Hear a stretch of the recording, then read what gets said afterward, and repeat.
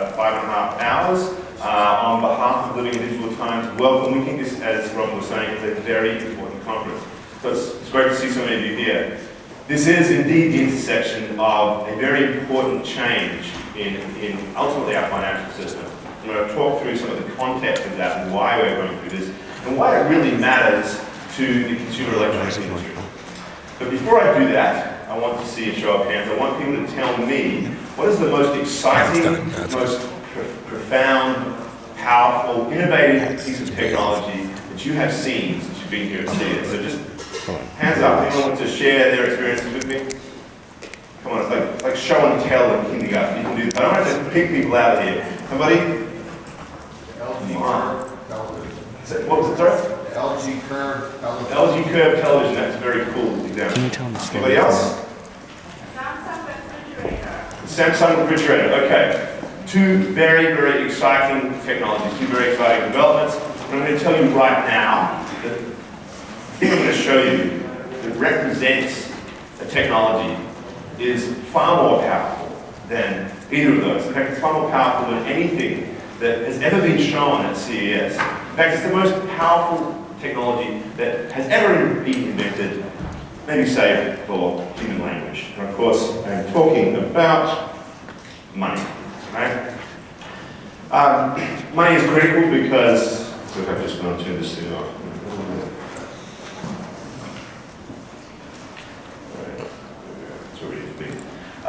Money is obviously important. This is the foundation upon which we have built civilizations. It is the driver of all the innovative verb that leads us to things like the great products that we see here at CES.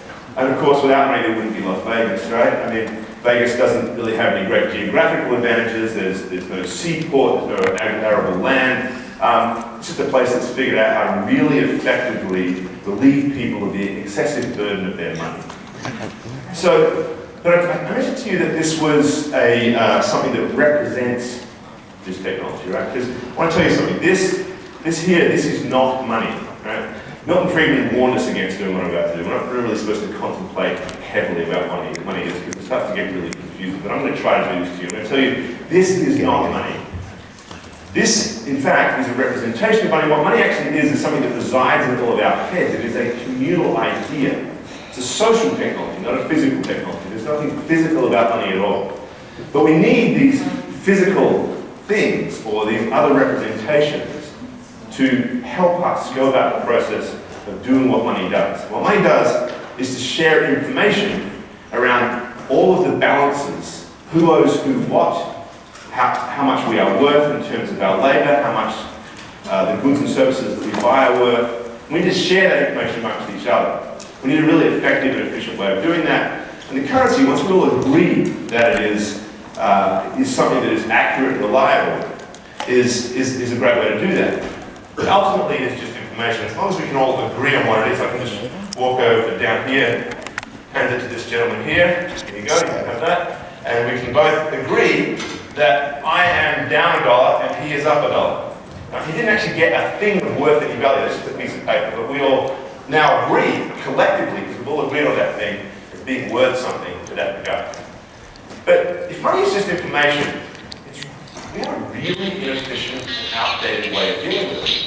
Because we now know, thanks to the internet, one of the great inventions that come to places like this, that we can shift information around the world in 0 time virtually, and at 0 cost. Information is now being driven down to virtually nothing. And yet, it costs more money and more time to send $50,000 in a bank wire from New York to London than it does to send a diamond ring that's insured by the same amount by a FedEx over the same route. That's kind of really messed up, right? What if it's just information, why does it cost so much money and time to send money? And it has to do with this very outdated system that we are using, the banking system.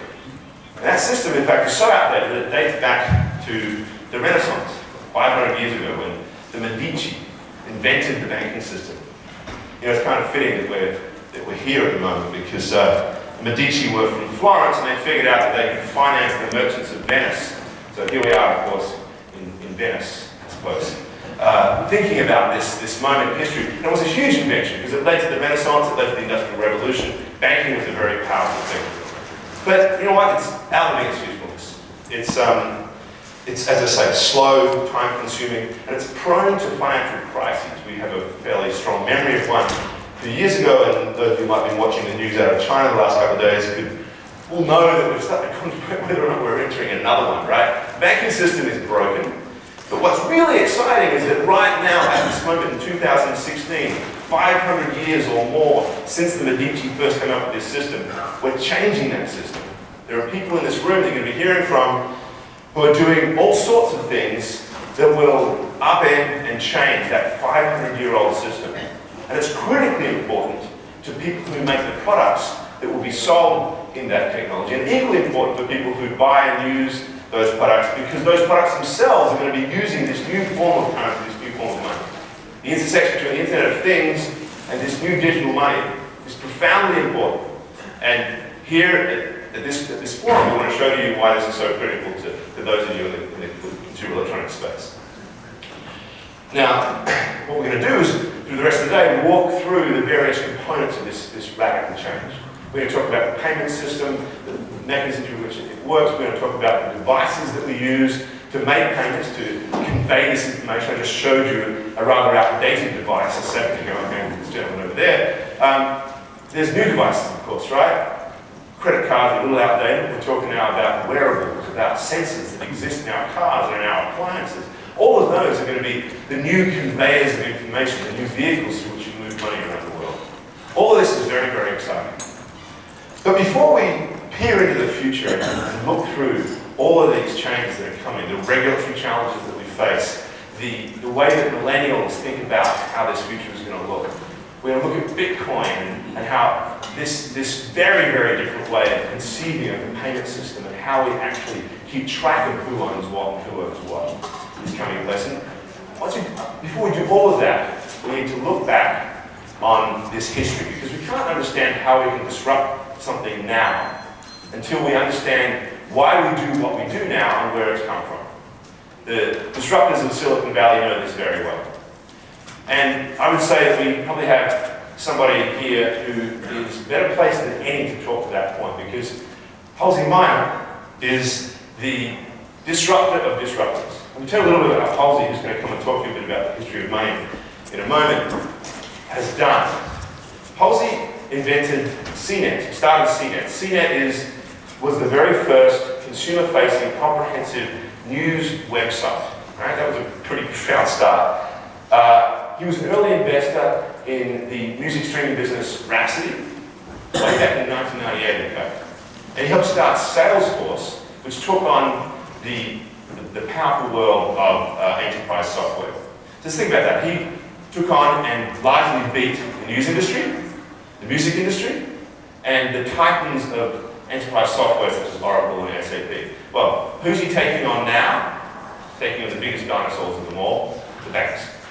So Halsey, with his company Uphold, and actually a lot of other folks who are going to be talking today, are collectively taking on this old system.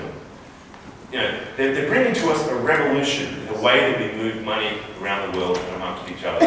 So let's give a big welcoming hand to Halsey Minor, who's going to talk us through